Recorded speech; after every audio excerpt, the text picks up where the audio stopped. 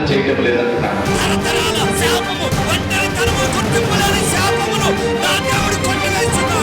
మన దేవుడు ఆశీర్వాదం ఇచ్చే దేవుడు, స్వస్థపరిచే దేవుడు, జ్ఞానం ఇచ్చే దేవుడు, బలమునిచ్చే దేవుడు, ఏ మేలు చేయక మానని దేవుడు. ఆయన ఎట్టివాడై ఉన్నారో మనము కూడా అట్టివారమే.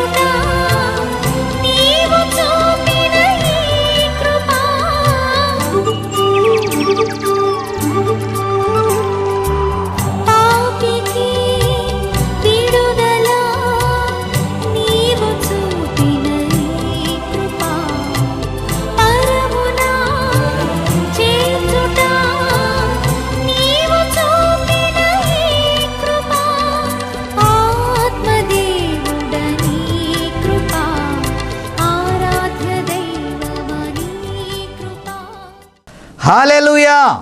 ప్రతి ఒక్క వ్యక్తి కూడా ఏమనుకుంటాడంటే, నేను ఒక మంచి లైఫ్, ది బెస్ట్ లైఫ్ నేను బ్రతకాలి, ఎంజాయ్ చేయాలని కోరుకుంటాడు. అందుకనే అలాగే కోరుకునే వ్యక్తికి ఏమండి 4 లక్షణాలు అతనికి ఖచ్చితంగా ఉండి తీరాలి. ఏంటంటే, ఒక ది బెస్ట్ లైఫ్, ఉన్నతమైన జీవితం ఉండాలంటే సరైన నడవడిక, రైట్ యాటిట్యూడ్ ఉండాలి. రెండవది రైట్ రెస్పాన్సిబిలిటీ, అంటే సరైన బాధ్యత కలిగి ముందుకెళ్ళాలి. రెండవది రైట్ స్టాండర్డ్స్, చక్కటి సరైన ప్రమాణాలతో జీవించాలి. మూడవది ఏంటంటే రైట్ ఇన్సెంటివ్, సరైన ప్రోత్సాహం ఉండాలి. ఈ 4 ఎవరికైతే ఉంటాయో వారి జీవితం అంట బహు ఉన్నతముగా, ది బెస్ట్ లైఫ్ వాళ్ళు ఎంజాయ్ చేస్తారండి. ఆమేన్, హల్లెలూయా.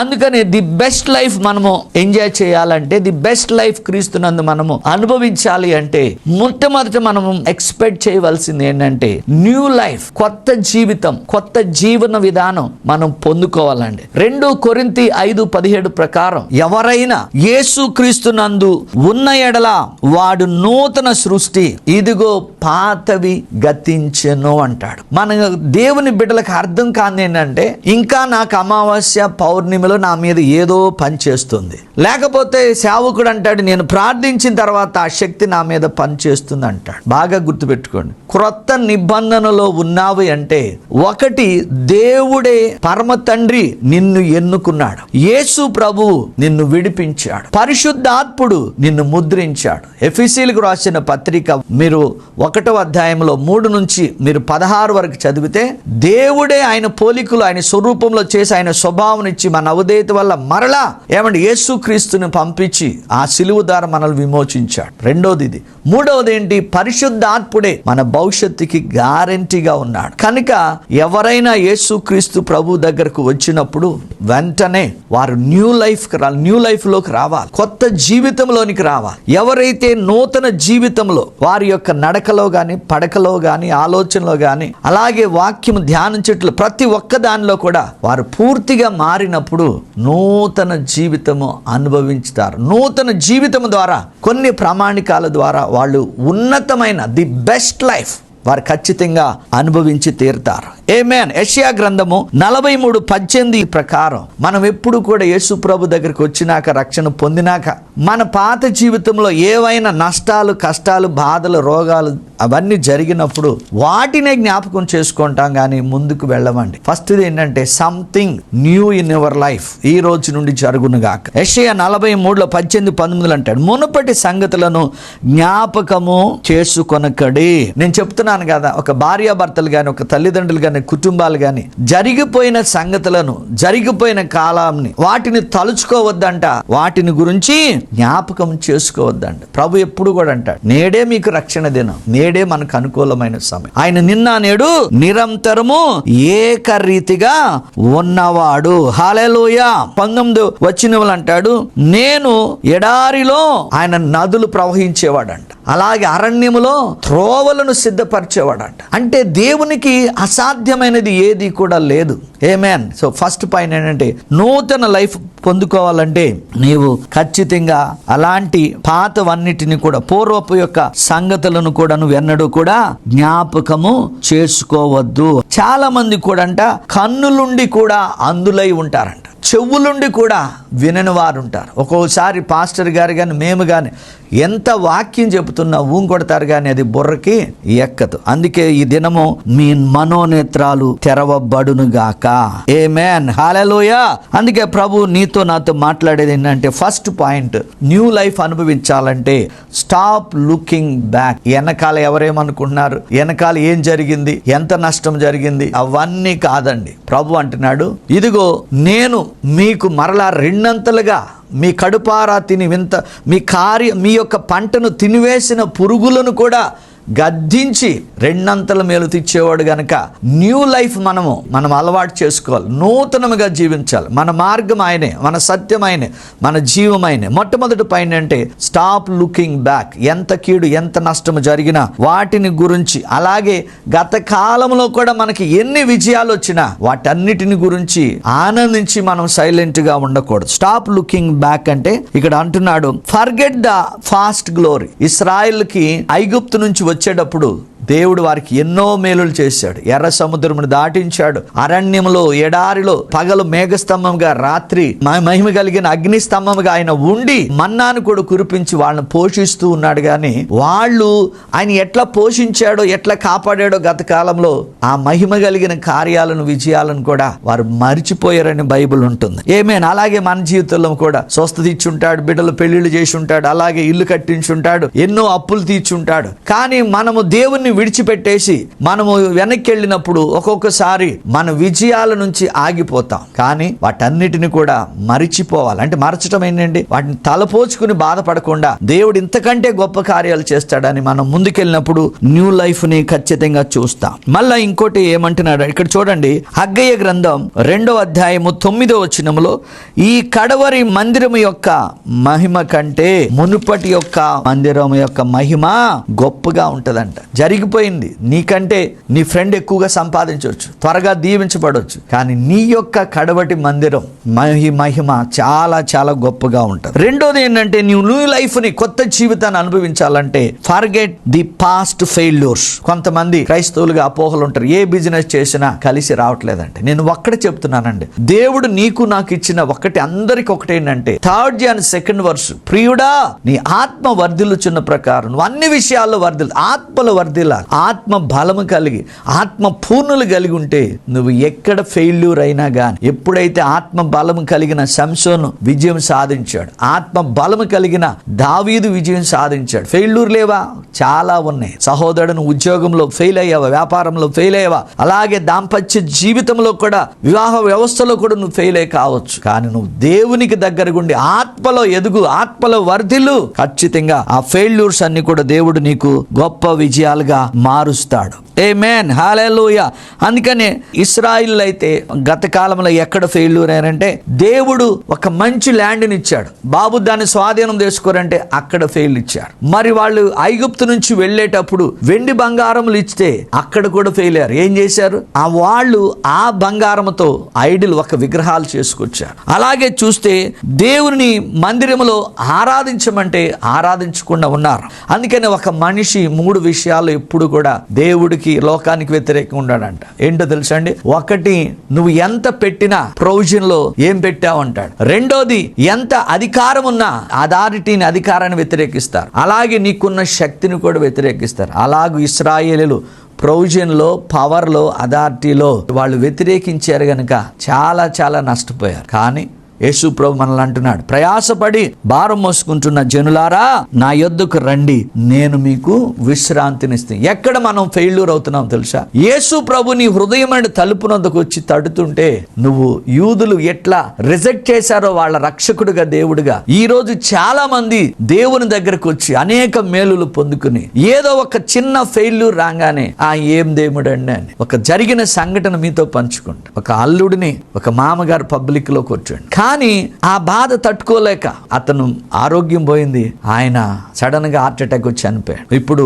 ఆ కుటుంబం ఏమైపోయింది? కుటుంబ వ్యవస్థలోనే ఫెయిల్ అయిపోయారండి. కనుక ఈ రోజు బెస్ట్ లైఫ్ అనుభవించాలంటే మీకు సరైన నడవడిక ఉందా, సరైన బాధ్యత ఉందా, ఎలా మాట్లాడుతున్నావు, ఏం చేస్తున్నావు, ఒక్కసారి మీరు జ్ఞాపకం చేసుకోండి. ప్రతి మనిషి కూడా క్రీస్తులో ఒక ఉన్నతమైన జీవితాన్ని అనుభవించి తీరాలి. అందుకు మనం చేయాలంటే న్యూ లైఫ్ కావాలంటే మారు మనసు పొందాలి, పాపక్షమాపణ, పశ్చాత్తాపడాలి, పరిశుద్ధాత్మ వరమును పొందుకోవాలి.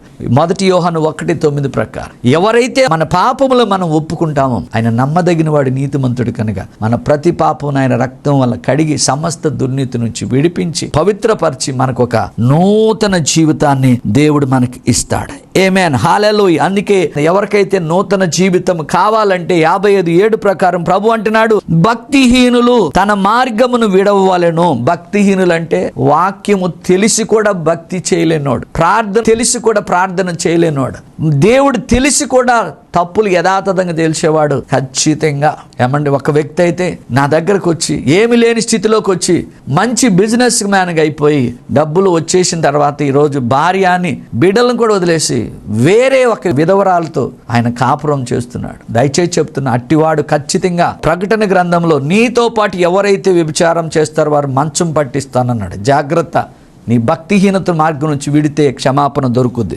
రెండోది ఏమన్నాడు? దుష్టులు తమ తలంపులను మానవలెను. హల్లెలూయా. కనుక ఆయన మన యందు జాలిపడంట ఆయన మనల్ని బహుగా క్షమించును, బహుగా క్షమించును. మన దోషములు కడిగి మన పాపములు బహుగా క్షమిస్తాడు. అలాగే మనం కూడా ఒకరినొకరు క్షమించుకోవాలి. అప్పుడు నూతన జీవితం వస్తుంది. ఏ కుటుంబంలో అయితే క్షమాపణ ఉండదో, ఏ కుటుంబంలో అయితే ప్రేమ ఉండదో, ఏ కుటుంబంలో అయితే ప్రార్థన ఉండదో ఆ కుటుంబం ఖచ్చితంగా పెంట కుప్పలాగా ఉంటుంది. దయచేసి మీ కుటుంబంలో ప్రార్థన ఉండాలి, క్షమాపణ ఉండాలి, ప్రేమించుకోవటం ఉండాలి. అప్పుడే మీ కుటుంబం అనుదినము నూతన జీవితాన్ని అనుభవిస్తుంది. అందుకే ప్రభు అన్నాడు సామెతల గ్రంథం 24:16 ప్రకారం, నీతిమంతుడు 7 మార్లు పడినను మరలా తిరిగి లేచును. కనుక సహోదరుడా, నీకు నిజంగా న్యూ లైఫ్ కావాలంటే యోబు 8:5-6 ప్రకారం యథార్థముగా ఆయన్ని వెతికిన ఎడల, చక్కగా ఆయన బ్రతిమాలుకునే ఎడల, పవిత్రుడివై ఉండిన ఎడల నీ నివాసము ఖచ్చితంగా వర్ధిల్లుతుంది. అంటే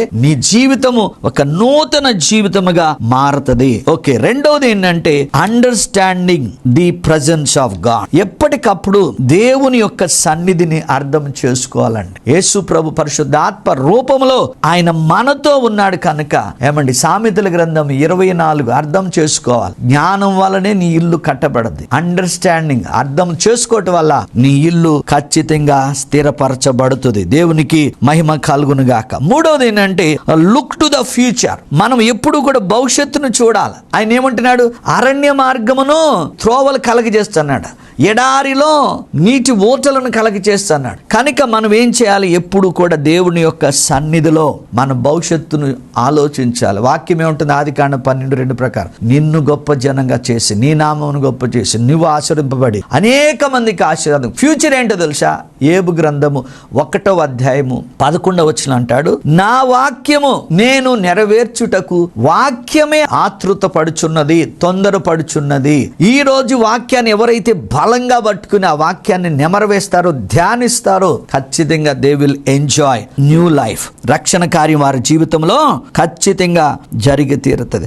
ఎవరైతే యేసు ప్రభుని నమ్మి వారి మార్గంలో నూతన ఆత్మ, నూతన బలము, నూతన శక్తి, నూతన కృపతో వారు ముందుకు వెళుతూ ఉంటారో వాళ్ళు ఖచ్చితంగా ది బెస్ట్ లైఫ్ ఎంజాయ్ చేస్తారు. The best life. ఒక్కరితో మీరు పోల్చుకోవద్దండి. ప్రతి ఒక్కరిని దేవుడు ఎన్నుకున్నాడు, ప్రతి ఒక్కరిని రక్తం ద్వారా విడిపించాడు, ప్రతి ఒక్కరిని వారి ఉన్నతమైన జీవితాన్ని తన ఆత్మచేత ముద్రించాడు గనుక ఈ రోజు ఎవరైనా ది ఉన్నతమైన జీవితాన్ని, నూతన జీవితంలో అడుగుపెట్టిన వాడు, యేసుక్రీస్తు ప్రభు రక్షకుడిగా దేవుడిగా అడుగుపెట్టిన వారు ది బెస్ట్ లైఫ్ ఎంజాయ్ చేయాలంటే వీరు ఈ నాలుగు స్టాండర్డ్స్ మీరు ఖచ్చితంగా మీరు పాటించాలి. ఆమేన్, హల్లెలూయా. చూడండి, మొట్టమొదటిది ఏంటంటే ది బెస్ట్ లైఫ్ ఎంజాయ్ చేయాలంటే ఫస్ట్ది ఏంటంటే హ్యావ్ ద రైట్ యాటిట్యూడ్. 1 పేతురు 3వ అధ్యాయం 8 నుంచి 12 వరకు మనం చదివితే ఇక్కడ 4 మర్మాలు ఉంటాయి. ఈ స్టాండర్డ్స్ ఇవి ఎవరికైతే ఉంటాయో వారు ఖచ్చితంగా ఉన్నతమైన జీవితాన్ని అనుభవిస్తారు. ఫస్ట్ది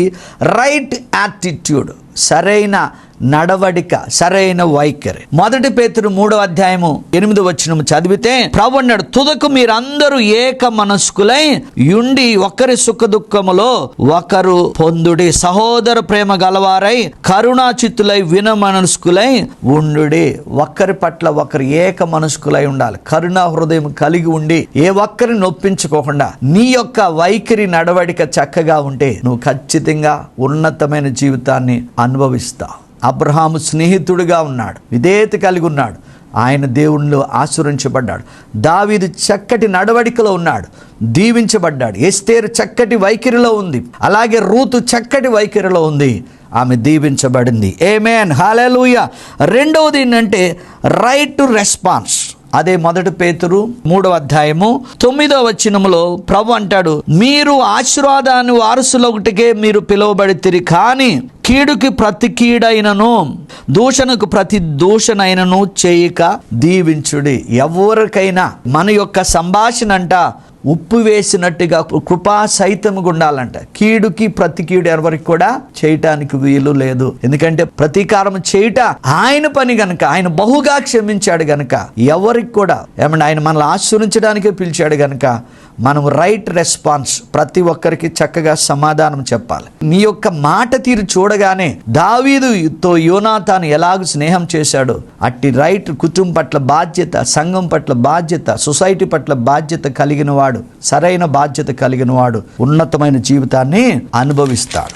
ఓకే, మూడవది చూద్దాం. మూడవది ఏంటంటే రైట్ టు స్టాండర్డ్స్. ఏమండి, రైట్ టు స్టాండర్డ్స్. మనం ఎప్పుడు కూడా జీవాన్ని మాత్రమే ప్రేమించాలి. ఇక్కడ అతడు కీడు నుండి తొలగి మేలు చేయుచు సమాధానంను వెతికి వెంటాడాలి. ఆమేన్, హల్లెలూయా. చూడండి, రైట్ స్టాండర్డ్ అంటే బ్యాడ్ లైఫ్ అనుభవిస్తున్నావు అనుకో, చెడు జీవితం అనుభవిస్తున్నావు అనుకో, నీ నోరే కారణం. గుడ్ లైఫ్ అనుభవిస్తున్నావు అనుకో, నీ యొక్క నోరే కారణం. ఎందుకంటే ఒక్కని నోటి ఫలము చేత వాని యొక్క తండ్రి కడుపు నిండునంటున్నాడు. ఈరోజు ప్రభు అంటున్నాడు, నీవు గనుక నీ నాలుకను భద్రపరుచుకుని నీ పరిస్థితులను బట్టి, నీ స్టాండర్డ్ని బట్టి, నీ ప్రామాణికాలను ఏమంటే నీ నీతి తప్పకుండా మనం ముందుకెళ్ళినప్పుడు ఖచ్చితంగా ఉన్నతమైన జీవితాన్ని అనుభవిస్తారు. ఆఖరిది ఏంటంటే రైట్ ఇన్సెంటివ్. మనల్ని భూమి మీద తల్లిదండ్రులు ప్రోత్సహించవచ్చు, ప్రోత్సహించకపోవచ్చు. నిన్ను మాత్రం ప్రోత్సహించేది ఎవరో తెలుసా? ఒక్క యేసు ప్రభు మాత్రమే. నువ్వు ఊబిలో ఉన్నా, ఎక్కడున్నా నిన్ను లేపి ఎక్కలేనంత ఎత్తైన స్థలములో, ఎందుకంటే ఆయన యొక్క నేత్రాలంట యథార్థముగాను నీతిమంతులుగా నడిచే వారి మీద ఆయన కనుదృష్టి ఉంటదంట. ఈ 4 ప్రమాణాలు నీ జీవితంలో గనక ఉంటే ఖచ్చితంగా నీవు ఒక the best life. Best life అంటే దేవునికి మహిమకరంగాను, దేవుని రాజ్యం విస్తరించేవాడుగా, అనేక మందిని వ్యాధుల నుండి, రోగముల నుండి, బాధల నుంచి విడిపించేవాడుగా, నీ కుటుంబము దీవించబడి నీవు అనేక మందికి ది బెస్ట్ లైఫ్ అంటే అసలు మీనింగ్ ఏంటంటే ప్రతిరోజు ఇతరులకు ఆశీర్వాదం ఉండేవాడు ఖచ్చితంగా ది బెస్ట్ లైఫ్ ఎంజాయ్ చేస్తాడు. దేవుడు ఇట్టి మాటలు దీవించును గాక. ఈ బోడుపల్లి ప్రాంతంలో మరి ఎవరైనా కానీ ఏ సంఘానికైనా మీరు వెళ్ళకపోతుంటే దయచేసి మీ అందరికీ ఎక్కడి నుంచైనా మీరు రావచ్చు. ఈ యొక్క ఆదివారము ఆరాధనకు మీ అందరికీ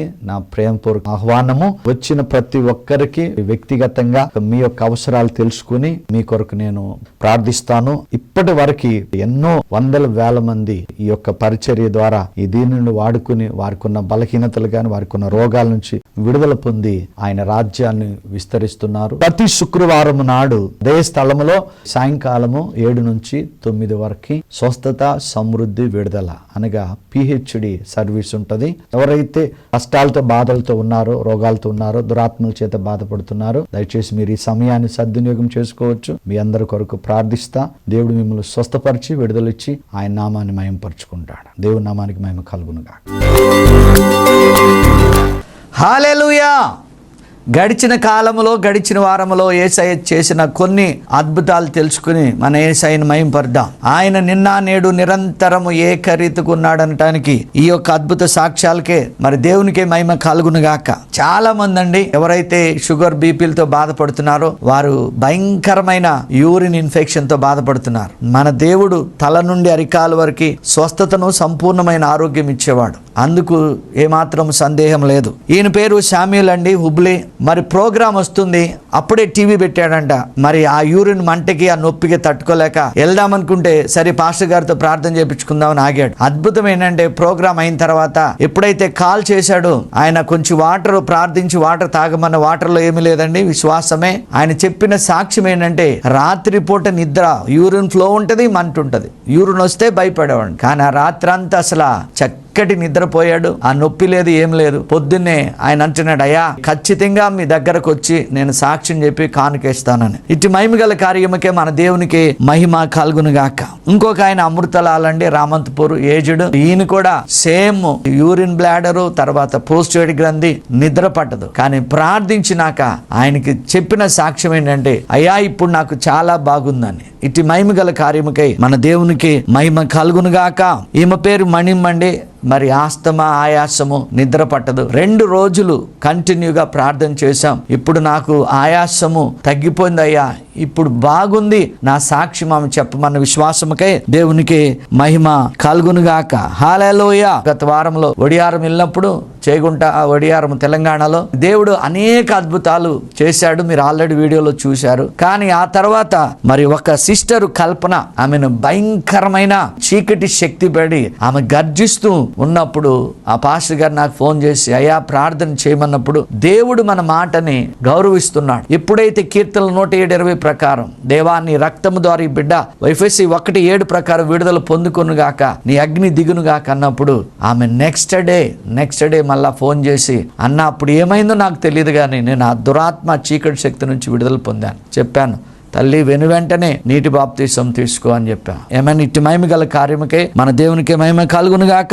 ఈయన రఘు, మేడ్చల్ల ప్లేట్లెట్స్ పడిపోయినాయి. డాక్టర్స్ కూడా చాలా రిస్క్ అన్నారు. ప్రార్థించిన మరుసటి రోజు కల్లా ఆ ప్లేట్లెట్స్ మంచిగా అయిపోయినాయి. అలాగే అక్కడ వడియారంలో ఒక వ్యక్తికి, మగ వ్యక్తికి ఆడ దెయ్యం పట్టింది. ఏమండి, ఆడ స్వరంతో మాట్లాడుతున్నాడు. అక్కడ చాలా మంది దైవజనులు ఉన్నారు. దేవుని మహిమ కొరకు చెప్తున్నా. ఎప్పుడైతే మరి ఫోన్ లో ప్రార్థించి మరి ఆ వాటర్ తాగించారో గంటలో బిడ్డకు స్వస్థత పొందింది. ఆమేన్. అన్నిటికంటే దేవుడికి అసాధ్యమైనది ఏది లేదండి. మీ కిడ్నీ పాడైపోయినా, గుండె పాడైపోయినా, లివర్ పాడైనా, ఏదైనా కానీ దేవుడు క్రొత్త అవయవాలు ఇస్తాడు. రోమా 8:11 ప్రకారం యేసును లేపిన వాని ఆత్మ మీలో నివసిస్తే. ఈ అద్భుతం ఏంటంటే ఈ జాన్ హననియా, మరి ఇతను మేడ్చల్లో ఉంటాడు. ఇతనికి సడన్ గా జ్వరం వచ్చేసి హాస్పిటల్ కి తీసుకెళ్ళినప్పుడు ఒక షాకింగ్ న్యూస్ ఏంటంటే hepatitis B plus liver infection ఉంది, జీవిత కాలం అంతా ఇతనికి మెడిసిన్ వాడాలి అని చెప్పారు. కానీ అద్భుతం ఏంటంటే ఒకరోజు ఆయనకి చాలా సీరియస్గా అయినప్పుడు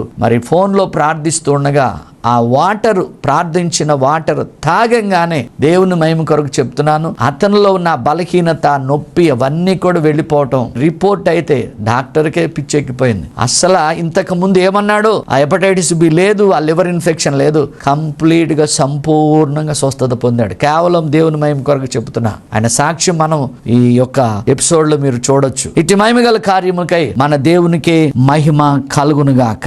ఆమేన్. హల్లెలూయా.